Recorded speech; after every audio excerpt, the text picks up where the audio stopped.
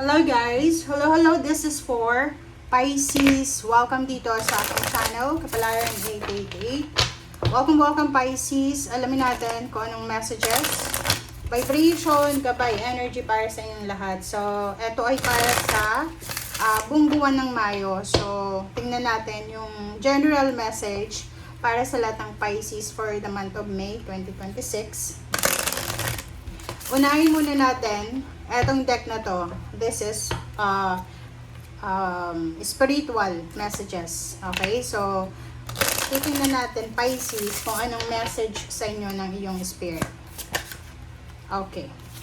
First card mo Pisces is giraffe. Okay, giraffe.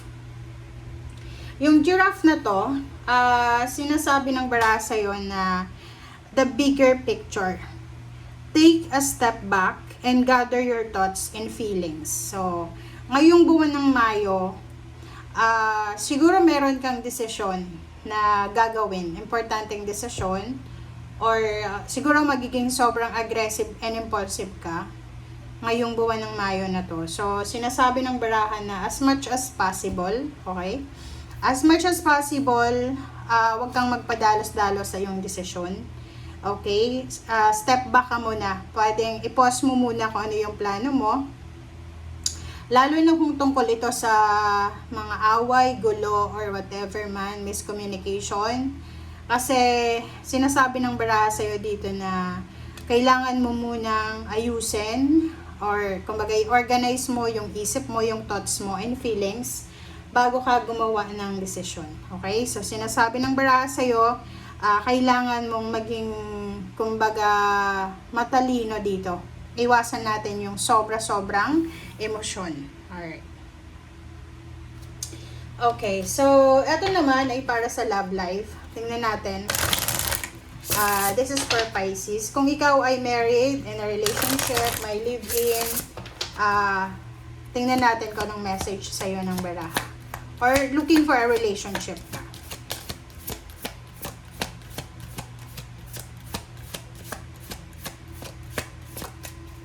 Okay.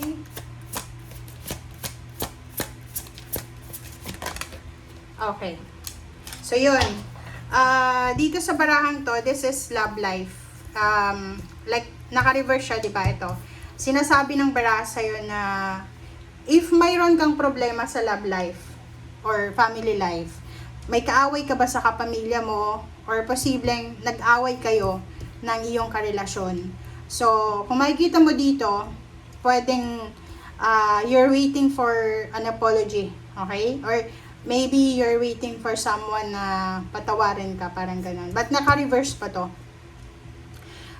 Sinasabi ng baraha sa'yo na sa love life yan, wag kang magdedesisyon ngayon na buwan na to. Mag-pause ka muna, okay? Like, ihang mo muna yung situation, okay? Ihang mo muna yung situation. Same din dito ha. Mapa-love life, spiritual, pareho yung message nila na sinasabi ng barahan na kailangan mong maging matalino. Kailangan mong maging matalino, kailangan mong mag-isip ng maayos, okay? I-pause mo muna, meditate, contemplate, pray, yun yung kailangan mong gawin. Tingnan mo dito sa reverse na to, ang sabi ng baraha sa'yo dito na ikaw ba ay maraming dinadalang negativity or anything, like for example, nangihinayang ka or kung ano pa man. Sinasabi ng baraha sa'yo dito na kung may kasalanan ka daw, pwede kang humingi ng tawad. Okay? Take responsibility of your action. And kung may naman sa'yo, may problema naman yung iba, tapos humihingi sa'yo ng tawad, tanggapin mo daw. Okay? So, dito sinasabi na siguro since naka-reverse siya, ibig sabihin, pwedeng wala pa. Wala pa na apology or forgiveness na mangyayari. But, sinasabi ng baraha sa'yo dito na kung wala pa, hindi pa sure, wag ka munang gagawa ng desisyon. There's no need to rush. Okay? Hayaan mo muna yung wound na mag-heal, parang ganun. Wag nating pressurein yung sitwasyon. Okay? Love life man yan, spiritual, or anything. Okay.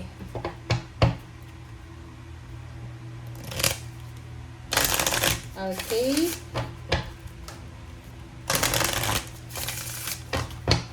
Next is, tingnan natin.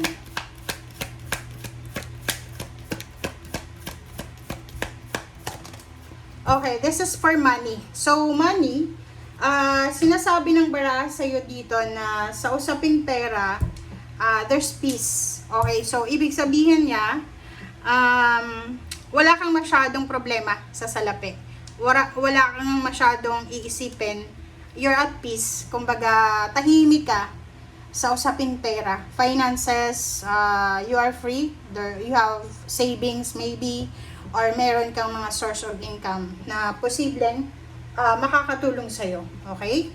Or yun, wala kang worries and regrets sa usaping salapi. Okay, let's check.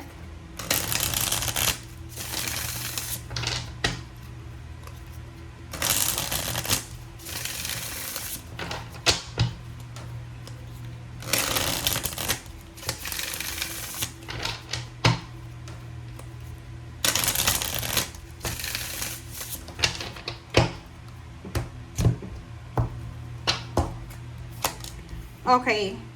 First card natin, dito sa last deck is Four of Pentacles. Impress. Wow. Next is Ace of Cups. Ang ganda nito, Pisces. And Nine of Swords. So, kung makikita mo dito, yung Four of Pentacles and the Empress, sinasabi ng para sa'yo na you are super inspired. Inspired and motivated ka, Pisces, para mag-ipon ng pera. Inspired ka para magtipid. Nakikita ko sa iyo dito na pwedeng magsisimula ka ng additional income, or maybe there's an additional activities na gagawin ka. Okay? New relationship, new friendship, collaboration, partnership, or anything na related sa emotion or money. Sinasabi din ng bara sa iyo dito na there's a pregnancy. So if you are a woman na siguro ayaw mo nang mabuntis, mag-contraception ka kasi there's a possibility here na there's unexpected. Kung lalaki ka naman, ayaw mo pang magkaroon ng responsibility, yun, gamit ka ng contraception. Sinasabi ng bara sa'yo dito na sobra-sobra kang magiging masaya o aapaw yung lahat ng yung emotion mo. Okay? You will be super happy, Pisces. You're happy, contented. Okay? Kasi yung Nine of Swords mo, yung rason, like dati siguro hindi ka makatulog. Like may mga insomnia kayo or whatever man ang rason kung bakit hindi ka makatulog. Or pwedeng nagtatrabaho ka dati sa gabi, graveyard shift. Or maybe ano bang trabaho mo?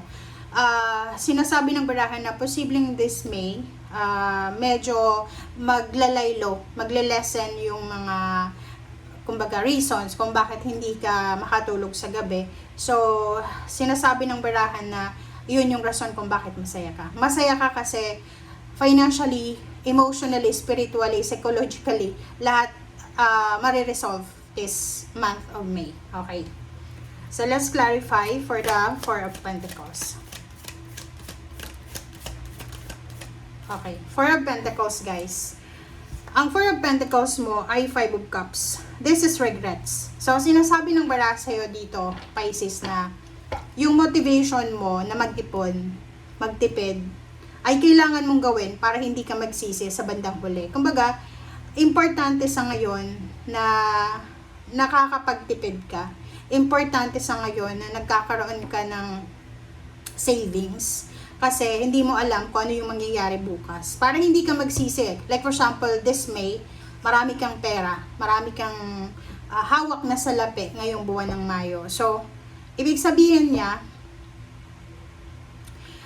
kung marami kang pera, or maraming pera yung papasok sa buhay mo ngayong Mayo, kailangan na maging wise ka sa pagmamanage niyan. Kasi, kung hindi mo or kung papabayaan mo yung pagmamanage niyan, ay posibleng hindi ka, anong tawag doon, like kung gastusin mo siya lahat this month of May, pwedeng pagsisihan mo siya for several months or next few months. Kasi this one is May, diba? So, yun yung sinasabi ng bara sa'yo. And next is the Empress.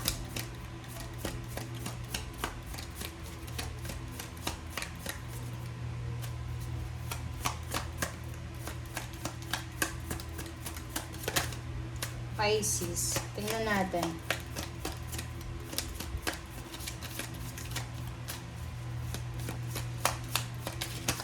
Alright. So, dalawa dito. Ang ganda, the Tower and, tatlo pala, Page of Wands and King of Swords. Ang ganda neto, guys. Yung 3 cards na to, sa Impress, sinasabi ng barahan na this is all about the future.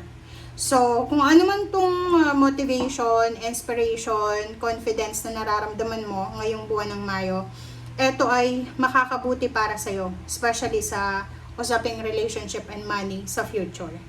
Sinasabi ng baraha sa'yo na isang bagong direksyon, sa new direction, new journey, ang posibleng tatahakin mo papunta doon sa future.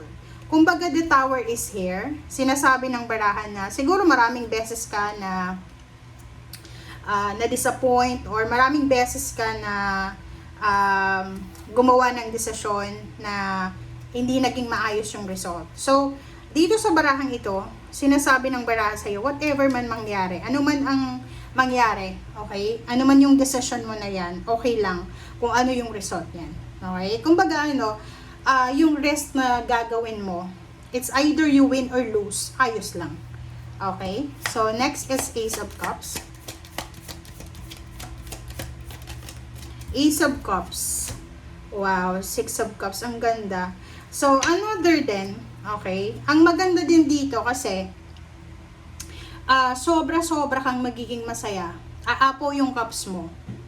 It's because, meron na mga tao from your past. Maybe they are your friends, relationships sa past, family members na nawalan kayo ng communication, na posibleng maging maayos yung takbo ng relationship nyo. Kasi this one is past eh. Okay? Like, halimbawa yung mga bagay na hindi nag-work sa nakaraan, possible na mag-work siya ngayon. It's either relationship, partnership, or ano ba? Like yung mga approach nyo dati. Okay? Yung approach nyo dati na hindi nag-work ay posibleng mag-work na ngayon. Okay? So, Nine of Swords, this is the last. Okay. Nine of Swords is Ten of Swords. Wow! So, magkasunod siya. So, sinasabi ng baraha sa'yo dito, Pisces, na lahat daw na pinagdaanan mo, yung mga panahon na hindi ka makatulog sa gabi, stress ka, or kung ano man yan na nararamdaman mo, sinasabi ng barahan na huwag kang mag-alala. Kasi matatapos na to eh. It's either relationship yan na hindi naging maganda. Like, halimbawa lang ha, yung Nine of Swords kasi is mga pagsubok yan. Hindrances, mga delays, or mga pain and heartaches na rason kung bakit hindi ka makatulog. Yung parang, malungkot ka, empty, may kulang, parang ganun. Sinasabi ng baraha, okay lang, just let go. Kasi, by the end of May, sinasabi ng baraha, lahat ng yan na napagdaanan mo, lahat ng tao na gumawa ng masama laban sa'yo, posibleng makakaranas sila ng sakit, ng pain and heartaches na naranasan mo. Kumbaga kung ano yung negative, kung ano yung katoksikan na naranasan mo galing sa ibang tao, ibabalik yun sa kanila. And at the same time, yung rason kung bakit malungkot ka, hindi ka makatulog sa gabi, kung bakit palagi kang malungkot, kung bakit na-stress ka, nadidepress ka, ay posibleng matatapos na. Especially health and healing. So, kung may mga issues kayo sa health, posibleng gagaling kayo. And the next is the love life. Yung mga issues sa love life ay posibleng matatapos na din. Family life or kung sino man siya na involved sa'yo. And sa ilalim mo dito is Hierophant. Hierophant and Nine of Cups. Maganda to. Two of Wands. Kasi etong Hierophant tsaka Nine of Cups, sinasabi ng baraha sa'yo dito na okay, this message is possible na pwedeng yung sa iba hindi ito applicable, but if you are Pisces na sobra kang generous, okay, kung alam mo yung gusto mong tumulong, kumbaga bukal sa kalooban mo na tumulong ka, siguro ina-underestimate mo yung tulong mo, like akala mo yung mga taong tinulungan mo, they're not grateful, nagkakamali ka doon kasi because of your generosity, may mga tao dito na sobrang masaya. Kumbaga, because of you, okay? Dahil sa'yo, may mga pangarap yung ibang tao na natupad. dahil sa'yo. Okay? So, wag mong i-underestimate yung pagiging generous mo, yung pagtulong mo sa kapwa. Wag mong i-underestimate yan na baka sabihin mo na ano lang siya, ganito, ganyan. Kasi, because of your help, may mga tao dito na pakaramdam nila, nagkaroon sila ng pag-asa or nagkaroon sila ng panibagong motivation. Okay? Thank you guys. Bye!